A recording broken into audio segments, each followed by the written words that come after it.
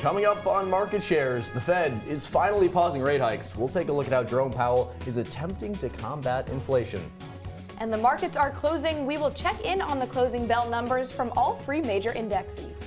And a major media mogul stepping back. Hold on to your wallets because market share starts right now. Good afternoon and welcome into Market Shares. I'm Annie Klaff.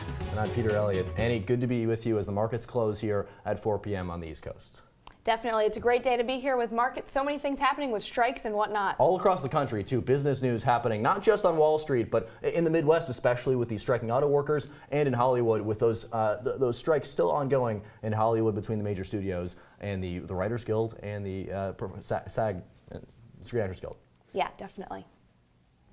And just in a little bit, however, the Fed made some announcements this week that shook up the market and the stock market overall economy. They met on Wednesday. The verdict, they will pause rate hikes, keeping in lending rate at a 22-year high.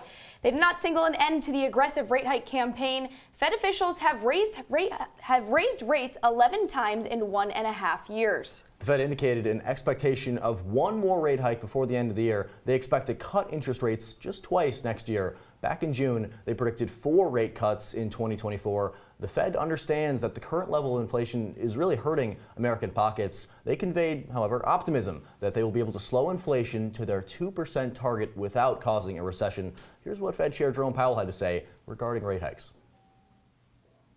So we're taking advantage of the fact that we have moved quickly to move a little more carefully now as we sort of find our way to the right level of restriction that we need to get inflation back down to 2%.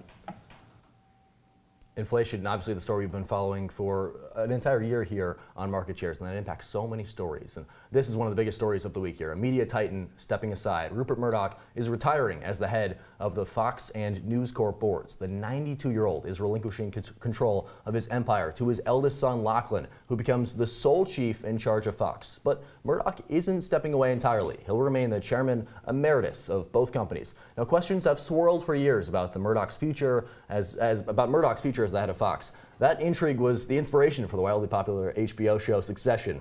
Murdoch, though, has suffered a number of health scares in recent years. A broken back, a torn Achilles tendon, and bouts with pneumonia and COVID, as well as challenges to Fox and its bottom line. You'll remember that earlier this year, Fox settled a nearly $800 million lawsuit with Dominion Voting Systems over lies it disseminated about the 2020 election. Still, Murdoch exits his perch atop a media landscape that he radically altered with Fox.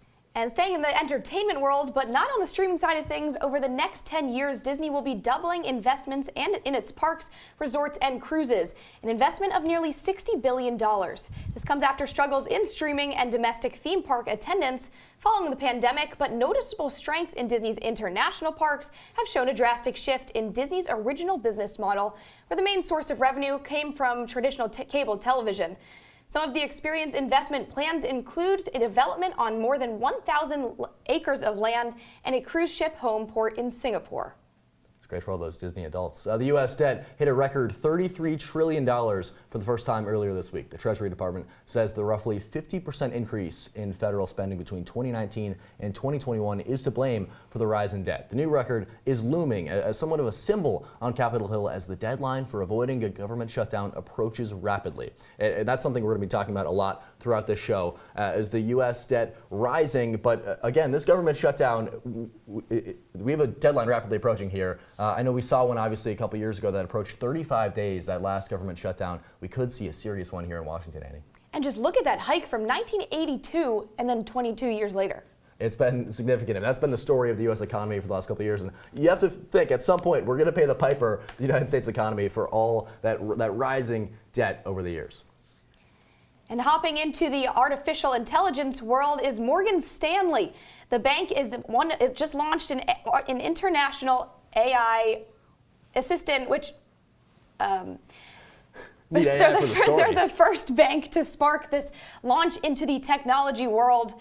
And with Morgan Stanley being that they're not the first to do so, they're first to do so, but many are following, with JP Morgan, Citigroup, and Goldman Sachs following closely behind. This is an AI tool that's meant to free up time and effort for banking staff when it comes to administrative information. It's designed to access over 100,000 research reports and documents. There are some concerns, though, on training of AI model and the virtual assistant. Will it make up facts, which is a huge concern lately? I know we met with all these tech giants like Elon Musk are meeting on those concerns with AI. It really has been a major concern in that AI world, which again, we'll talk more about later on in the show. Instacart is one of the newest stocks hitting the shelves for investors this week, trading as CART, the grocery delivery service climbing up to $40 a share at its initial public offering on Tuesday, but spoiling a little bit by the next day, closing at just $30 a share. It's been a winding ride to the checkout line at the NASDAQ for Instacart. The company, founded in 2012, was once valued at almost $40 billion just a few years ago. Now, its sticker price closer to $10 billion. Just another sign that Wall Street is no longer in love with the gig economy, especially in a challenging business like groceries, given its low margins and, well, the fact that COVID lockdowns are no longer. The company is still finding a new way to generate revenue, though, through paid listening from brands on its app. But will that be enough to offset the company's slower user growth? That's a question you might have that might have you returning to your CART. Another thing that might be a question for you in the grocery cart world is if you've noticed a spike in the price of your olive oil. And here's why.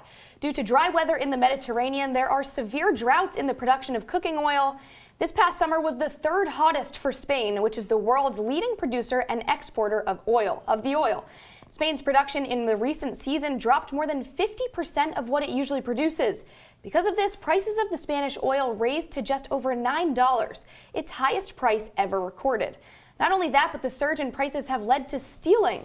Two Spanish family businesses lost a combined total of over $500,000 worth of olive oil as a result of the theft.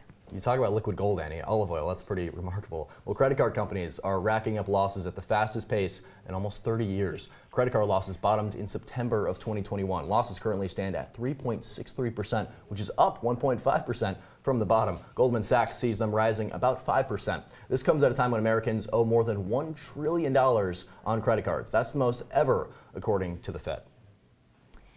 The SEC fined Goldman Sachs $6 million over inaccurate and incomplete trading information. The regulator found that Goldman made more than 22,000 deficient submissions over roughly a 10-year period. Goldman admitted to the findings and publicly agreed to the fine. Annie, would it shock you to hear that Twitter users are upset by something Elon Musk said? I hate to say, but no. No, I didn't think so. Yes, the platform's owner is saying that X, or Twitter, whatever we're calling it nowadays, will charge all users, yes, all users, a subscription fee. Musk says it would be a separate tier at a lower price from the X premium tier that some users already pay $8 a month for. So what's Musk's rationale for instituting a site-wide paywall? Well, he claims that Twitter ad revenue is down 60%, so he's looking towards subscriptions to make up for those losses. Also, it's the pernicious issue of rooting out bot accounts, the same issue he cited to get out of buying Twitter initially. Of course, the billionaire is known to make promises for X, Tesla, and SpaceX that don't always come to fruition. So it's worth taking everything he says with a couple billion grains of salt. Obviously, you can see what he said here. He was talking to Benjamin Netanyahu, the Israeli prime minister, in California about this and saying the reason they're going to have to move to a monthly payments service is because of those bots. It remains to be seen again, Annie, if this actually is instituted. But some of the moves that he has touted for Twitter have actually happened, like removing the blue check system. But with this, will you actually pay $8 a month or however much to use Twitter, Annie? I don't know, because $8 is extremely a lot, especially when you're talking about $8 for a bottle of olive oil these days. Right. There's just so much here to think about, and there's even more to think about in the auto manufacturing world. New details this afternoon on the United Auto Workers strike. Talks are still ongoing between the union and General Motors, Stellantis, and Ford. Market shares analyst Benjamin Schiller joins us in the studio with the latest. Ben, are there more workers joining the strike? Well, Annie, new this afternoon, the United Auto Workers expanded its strike against major automobile centers. Another 5,600 workers are joining the strike on top of the nearly 13,000 workers who already do so.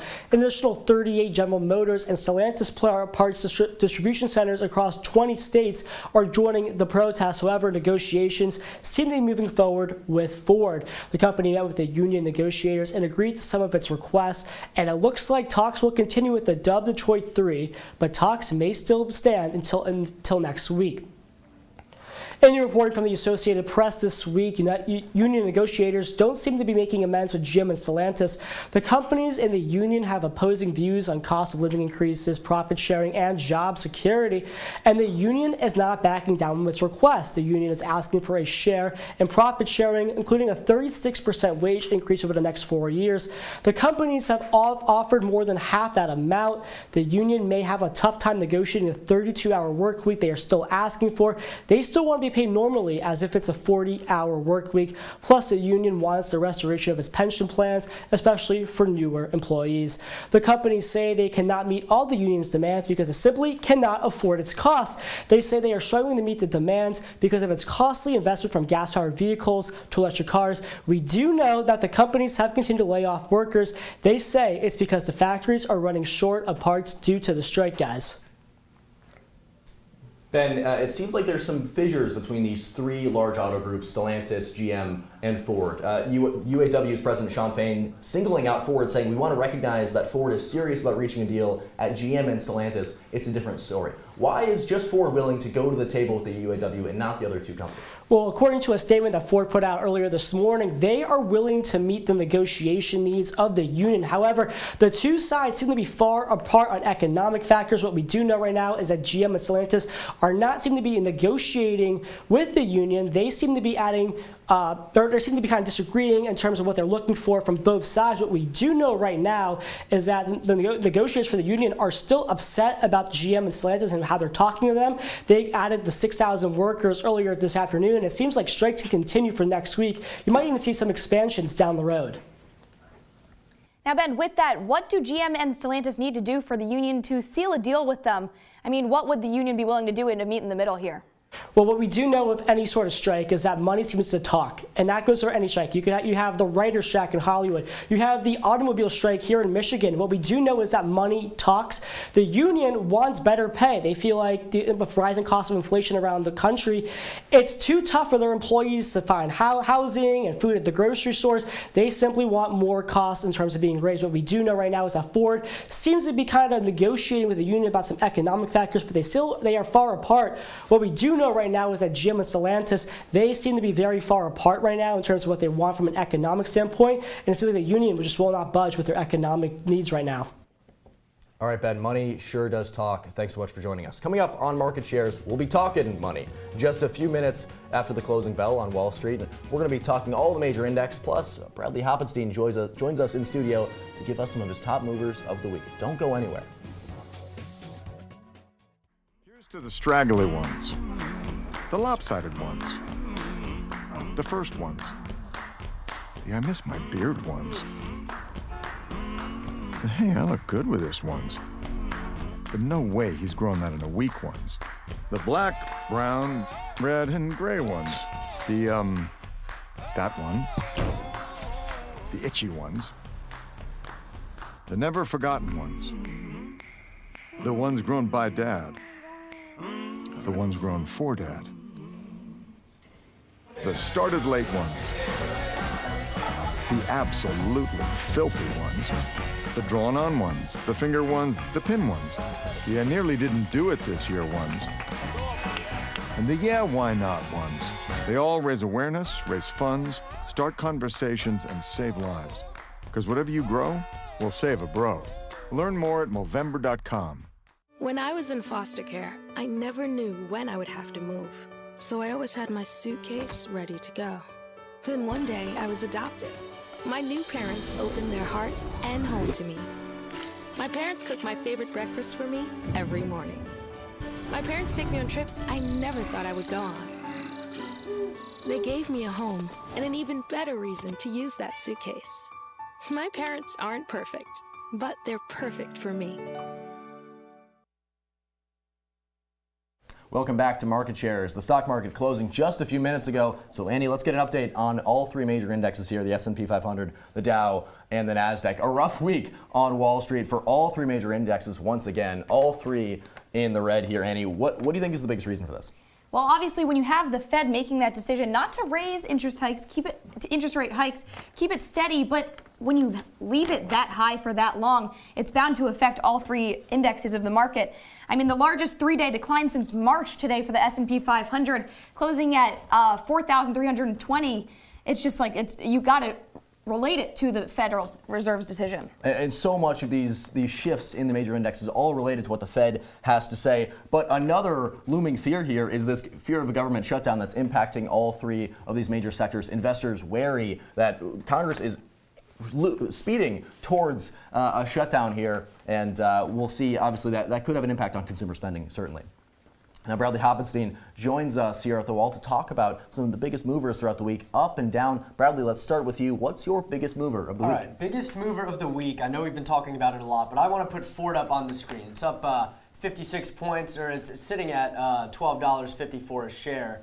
It's up about 0.2 on the week, but you see that big dip in the middle of the week. We started talking about it last week. We've continued talking about it this show today. That UAW strike. There's a big threat yesterday that we talked about earlier, that they could be striking in at more factories across the country. That's exactly what happened starting this morning. So shares for Ford falling earlier this week, but back up because the newest strikes are only at GM and Stellantis plants rather than Ford. As Mr. Schiller mentioned, they've advanced some contract talks between the union and Ford. So Ford shares jumping up about 4% this morning, making a comeback after a 15% fall for both GM and Ford since July. So things are looking up for Ford. The other two of the big three, not so much, but you can see that comeback towards the end of the week over the last 5 days. That is pretty remarkable, Bradley. In the midst of a strike, that a company stock actually going up in results, really because of their willingness to play ball here with the UAW. All right, I guess I'll go next year. My turn.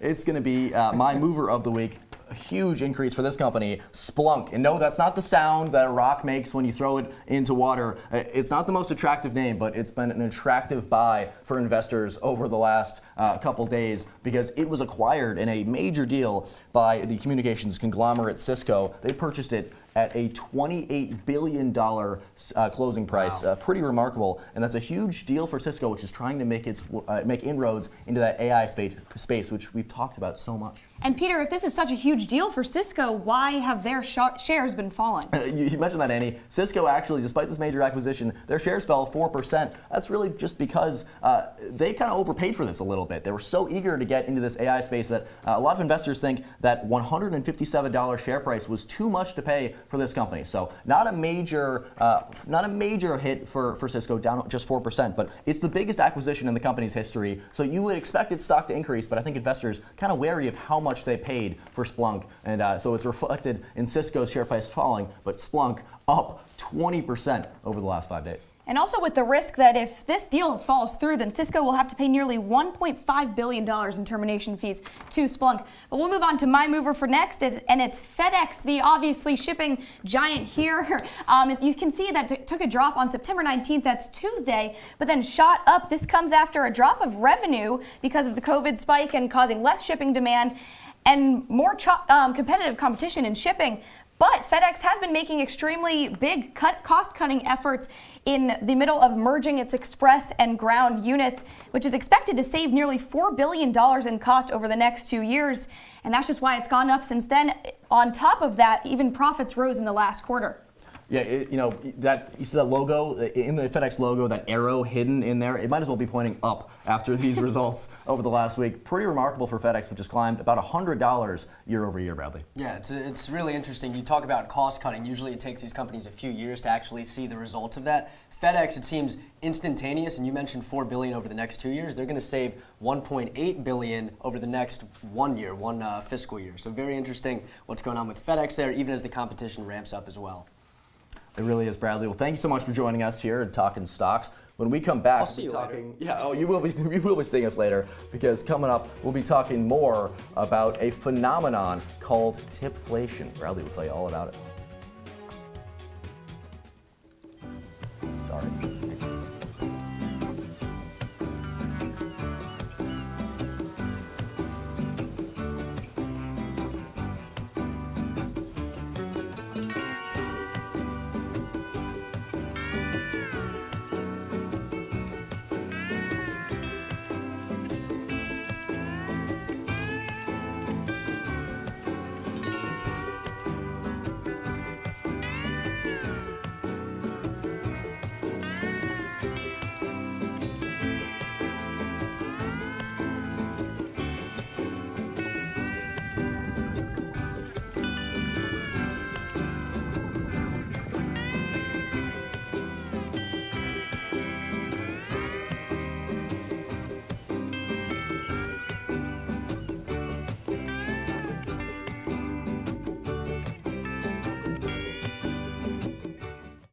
meet Norm. He lives with anxiety, but with the help of this latest innovation from Be Normal, he can be normal, just like everyone else. With the swipe of a finger, you can project happiness, confidence, machismo. Why settle for being real when you can be normal? The Normal Maker. New from Be Normal. This item doesn't really work because there's no such thing as normal. We're all different. What we like, how our brains work. In fact, 1 in 5 of us live with mental illness. Don't filter who you are. Start by talking to someone.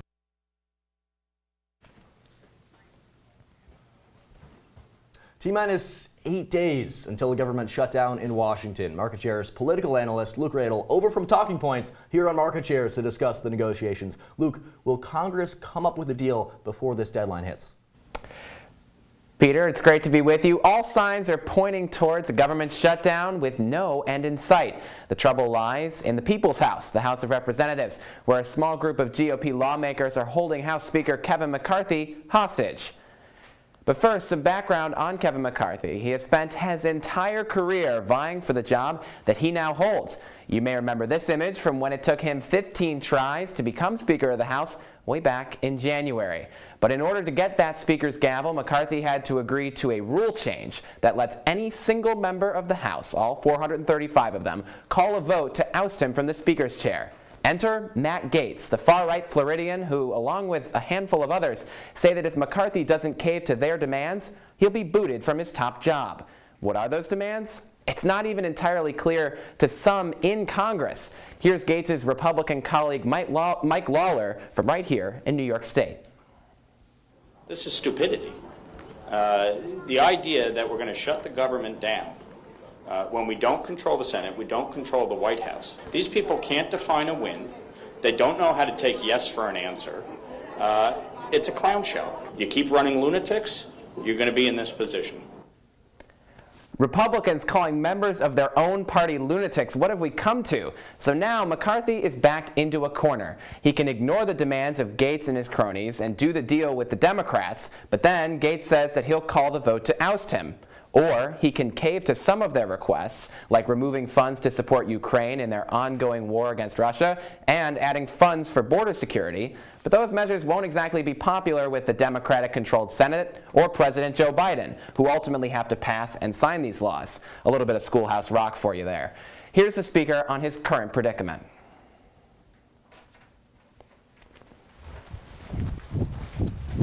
Now, it doesn't work. So the Speaker, they're talking about how there are some members in the Republican caucus who just want to burn the whole system down. Like I said, no end in sight here on this government shutdown with 8 days left to go. It really seems like we're barreling towards the shutdown. The Office of Management, and the OMB, rather, it looks like they're already preparing for a budget. That's what I read today. Yeah, you know, they're trying to set up all these emergency measures in case Congress doesn't pass new funding. A bunch of cuts will go into place immediately at midnight on the 30th. Really quickly, because we last had that shutdown in 2018, we need you to remind us what agencies will be affected by a government shutdown, Luke? Yeah, I think you'll be able to take a look at some of the different ways in which these agencies could potentially be affected. Back in 2013, when there was a shutdown during the Obama administration, the National Park Service shut down and closed all of their national parks. So that means you wouldn't be able to go visit Yosemite throughout the rest of the government shutdown. Social Security checks will continue to go out if the government is shut down. The IRS will continue operations. So Peter and Annie, you'll still have to pay your taxes during the shutdown. And members of the military and law enforcement would continue going to work. But guys, they may not be paid until Congress is able to resolve these issues. Right. That's kind of what we saw back then when these workers would be furloughed, but then given back pay. But like we know, the stat: 40% of Americans are living paycheck to paycheck. So for so many of these workers, they can't afford to be owed back pay later. They need their paychecks now. Right. Exactly. Is there any of this that surprises you? You know, after seeing the Speaker have to take 15 votes to even just get the job in the first place, a lot of this dysfunction comes with the territory of being an incredibly divided government in incredibly polarized times. Guys, I don't know how McCarthy gets out of this one. I'm not sure either, Luke. Well, thank you so much for joining us here on Market Shares. Great to be here. And now that we've gone from a bust in the government, as overall prices have increased, prompts asking customers to leave tips at all kinds of businesses seem to be popping up everywhere, a phenomenon touted tipflation. But increase in demand doesn't actually mean customers are paying more. Bradley Hoppenstein joins us to explain. Hey guys, I feel like I just saw you a moment ago. So here's a rhetorical question. When was the last time you weren't asked to leave a tip? because I can't be the only one that's been to a store or a sporting event recently, and the person behind the counter quickly flips around that tablet, and suddenly I feel pressured to leave 18, 20, 22, sometimes up to 25% are the options listed there. It's a recent phenomenon, and the blow-up during and post-pandemic of asking for tips doesn't actually seem to be bringing in more cash. So let's take a look at this recent study from YouGov. They surveyed 1,000 Americans and found only 2 situations where people usually tip: restaurants and hairdressers or barbers. So for other jobs though, like taxi and Uber drivers or even bartenders, tipping surprisingly isn't the norm. But it feels like there's this new tipping culture out there in the US where just about every worker, business, or checkout kiosk is asking for one. And there's 2 main blames here, which are everyone's 2 favorites: inflation and the pandemic. So I want to put up these 2 charts here where you can see inflation is still sticky, and while prices have gone up, wages continue to go down. That's the problem. Inflation-adjusted median income fell for the 3rd straight year last year, down almost 5% from its peak in 2019. But instead of bumping paychecks, companies are trying to supplement the difference with tips. I mean, of course, they don't want to pay their workers. So you've heard of the term tipflation. It's been thrown around a lot over the past year, and that refers to exactly this. So couple all this with the cashless push during the pandemic, and we had the perfect storm for this to get out of hand. But even though more hands are out, this data shows people aren't actually giving out extra money outside the historic norms. So Annie and Peter, I want to throw this question right back to you guys.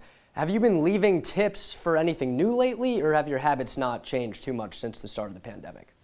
I feel like personally for me, I've always been a big tipper. I've worked in the service industry, so I feel like it's just got to be a little give and take there. However, when they are staring at you with the tablet there, it is a little uncomfortable, and you are always pressured to make that 20%. Yes, it is. You feel like you're being watched, and I know it's not. You see, especially the way some of the apps are laid out, that you kind of have a couple choices. And depending on the service, though, sometimes you're wondering, like, I want a tip, but not this much, depending on what you gave me. So I know it's not an easy give and take here in our society. Yeah. All right, Bradley, thank you so much. Well, coming up, one thing you might have to tip for: pumpkin spice drinks. They're being released earlier and earlier every year. Maybe we'll give them a try after the break. That sounds good, right? Definitely. We'll do it. Stay with us.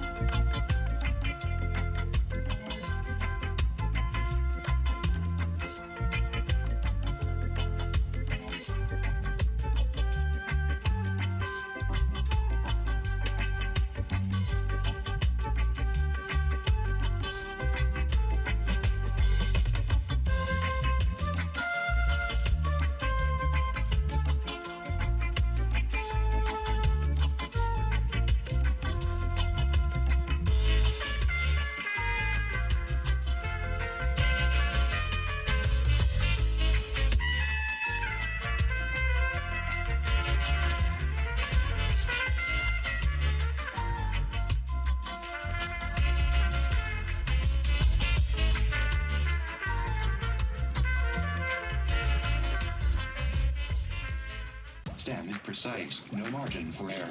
Dare to forget that. Dare to have fun with it. Get weird with it. Dare to send those old STEM theories flying past the neighbor's house into outer space.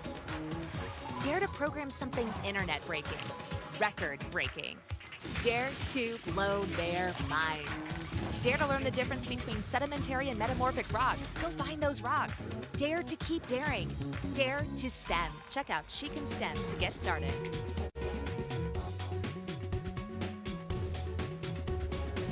Wrapping up shop here on Market Shares, and unfortunately I know we promised that we'd be taste testing some pumpkin spice drinks here today. Don't have any, but I know we'll be getting some right after the show ends. We're still promised by our producers for that one, but it still feels like summer for a lot of restaurants and retailers. But fall is already here. It used to be a tradition that Labor Day was the start of Halloween candy and pumpkin spice lattes rolling around. But the past few years, the fall fever has been arriving earlier and earlier. Yeah, Annie, the number of limited time pumpkin launches more than doubled in August of last year compared to 2019. The usual culprits, of course, Starbucks and Dunkin'. They launched their seasonal drinks about 2 weeks earlier this year. And here's more proof that companies are getting in the pumpkin spice game. Wendy's also doing it as well. You wouldn't expect them to get in that pumpkin spice game, right? No, but it sounds pretty good for a Frosty. Well, we'll go grab some Frosties, some pumpkin spice drinks right after we end here. Thanks so much for joining us here on Market Shares on this Friday. I'm Peter Elliott. That's Annie Klaff. Make sure to follow us on CitrusTV News, Twitter, and Instagram. Thanks so much for watching, and hold on to your wallets.